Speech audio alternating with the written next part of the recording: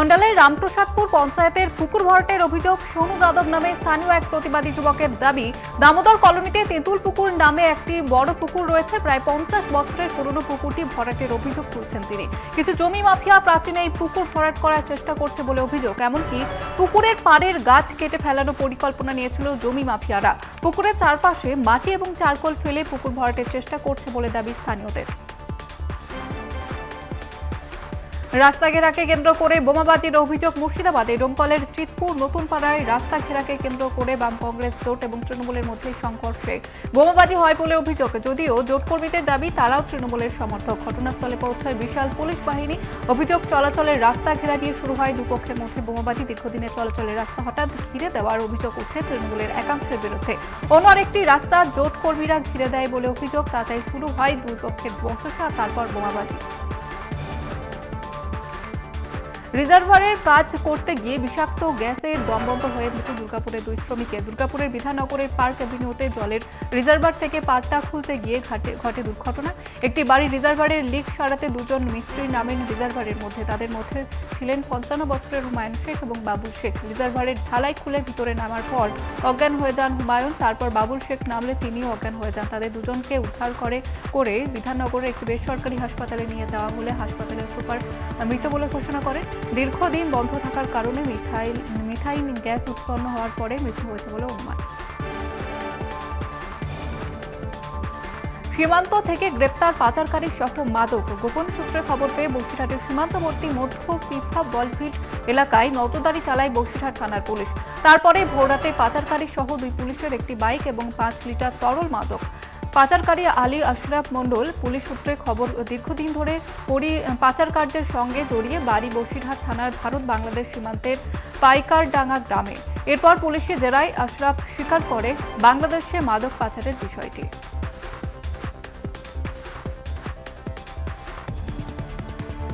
দীর্ঘদিন ধরে দেবীতে ছাড়ে up diamond Harbour Sealdah local. প্রতিবাদে বুধবার সকালে 5:30 থেকে রেল অবরোধ শুরু হয় ডায়মন্ড হারবার স্টেশনে। রেল কর্তৃপক্ষের আশ্বাসে 5 ঘন্টা পর অবরোধ তুলে নেন যাত্রীরা।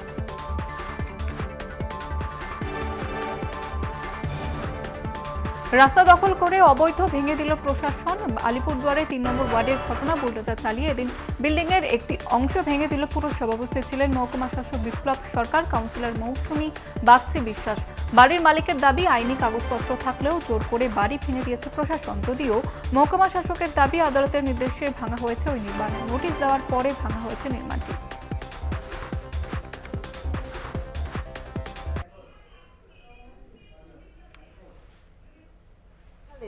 এটা তো আমরা প্রকাশ করিনি। কুণাল ঘোষ আপনাদের কাছে এই কাগজটি দেখালেন, এটা তো আমরা প্রকাশ করিনি। এটা ভারতবর্ষের কেন্দ্রের অর্থ দপ্তর তাদের প্রকাশ করা এই কাগজটি আমরা আপনাদের সামনে ধরে দিচ্ছি।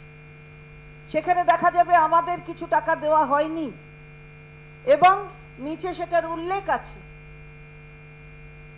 তাছাড়াও আমরা দেখছি যে কোনো সামঞ্জস্য নেই।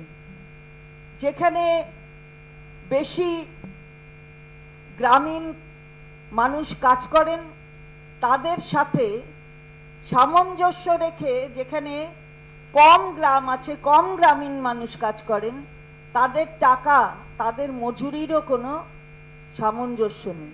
ফলে আমরা তো এটাই বলতে চাই যে বাংলাকে বাদ দিয়েছেন, শ্বেতপত্র দিতে অক্ষম, কিন্তু আপনার দপ্তরই বলে দিচ্ছে বাংলাকে কিছু দেননি মানরেগার খাতে।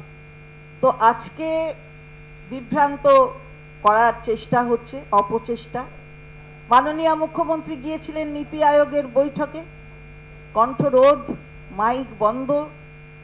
মাননীয় কেন্দ্রীয় অর্থমন্ত্রী তারপরেও একটু বিভ্রান্ত করবার চেষ্টা করলেন এবং কিছু অসংসদীয় ভাষা ব্যবহার করলেন। কিন্তু ঘটনায় যেটা আমাদের মাননীয় সাংসদ অভিষেক বন্দ্যোপাধ্যায় বারবার বলছেন, কাগজ কখনো বাজে কথা বলবে না, কাগজ কখনো ভুল তথ্য দেবে না। তাহলে হোয়াইট পেপার, শ্বেতপত্র দিলেই গোটা ব্যাপারটা প্রকাশ পেত, কিন্তু সেটা দেওয়া গেল না, কারণ দেওয়া যাবে না। আমরা এটাই তো বারবার বলছি, বাংলার প্রাপ্য অধিকার তার থেকে বঞ্চিত। সবসময় কোঅপারেটিভ ফেডারালিজমের কথা হয়, অর্থাৎ যুক্তরাষ্ট্রীয় যে কাঠামো ভারতবর্ষের সংবিধান, মনে রাখতে হবে সংবিধান প্রয়োগের এটা ৭৫তম বছর।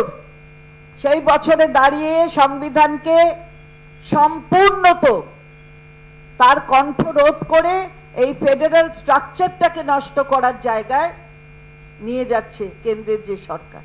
সুতরাং আমরা বলতে চাই, বাংলায় তো আমাদের সংবিধান মতেই কেউ কোনো রাজনৈতিক দল থাকতে পারে কেন্দ্রে, কোনো রাজনৈতিক দল রাজ্যে থাকতে পারে, কিন্তু মানুষ তো এই দেশে, তাদের প্রাপ্য অধিকার থেকে তাদের বঞ্চিত করতে হবে।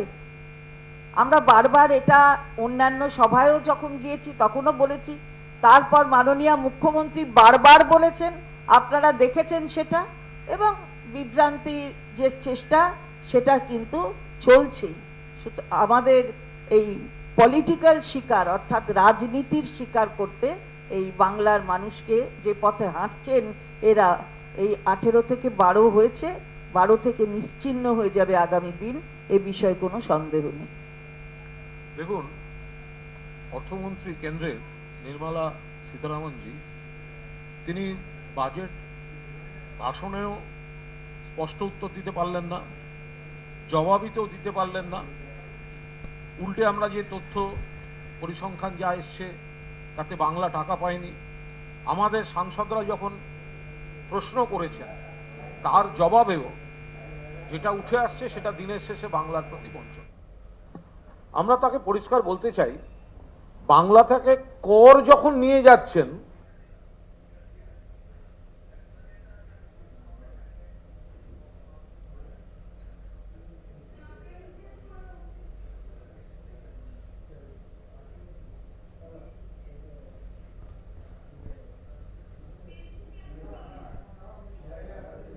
হাজার কোটি টাকার কিছু বেশি, সেটা তারা দিচ্ছেন না।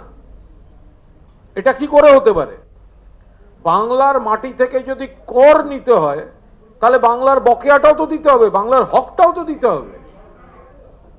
বাংলার মানচিত্রের মধ্যে থেকে আপনি বাংলার আইনত প্রাপ্য আপনি দিচ্ছেন না, এটা চলতে পারে না। আপনি যখন ছুতো দিচ্ছেন কোনো অনিয়মের, তাই টাকা বন্ধ, এটা ভিত্তিহীন। অনিয়ম যদি থাকে, ভুয়ো জব কার্ড থেকে শুরু করে অন্যান্য বিজেপি শাসিত রাজ্যগুলিতে আরো অনেক বেশি করে রয়েছে, তারা কি করে টাকা পাচ্ছে? তাহলে পশ্চিমবঙ্গ শুধুমাত্র রাজনৈতিক প্রতিহিংসামূলকভাবে বঞ্চিত। অভিষেক বন্দ্যোপাধ্যায় চ্যালেঞ্জ করেছেন শ্বেতপত্র প্রকাশের। কেন্দ্রীয় সরকার, কেন্দ্রীয় অর্থমন্ত্রী শ্বেতপত্রটা প্রকাশ করুন। এত কথা, এত জ্ঞান আমরা শুনতে চাই না। আমাদের সর্বভারতীয় সাধারণ সম্পাদক বলেছেন, আপনারা বাংলাকে এই 3 বছর এই খাতে কি কি দিয়েছেন, মনরেগায় কি দিয়েছেন, আবাসে কি দিয়েছেন, কোন খাতে কি দিয়েছেন, এর শ্বেতপত্রটা প্রকাশ করুন।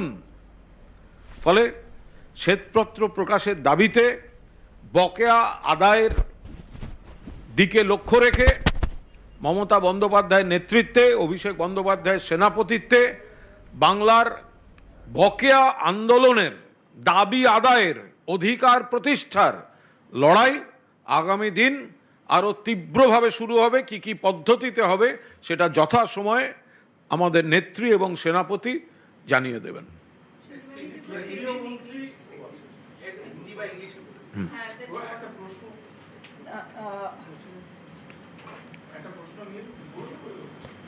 We had time and again pointed out that whatever our state is demanding is the demand on behalf of the people of the state. Actually, it's the right of the people to get their share from the central government.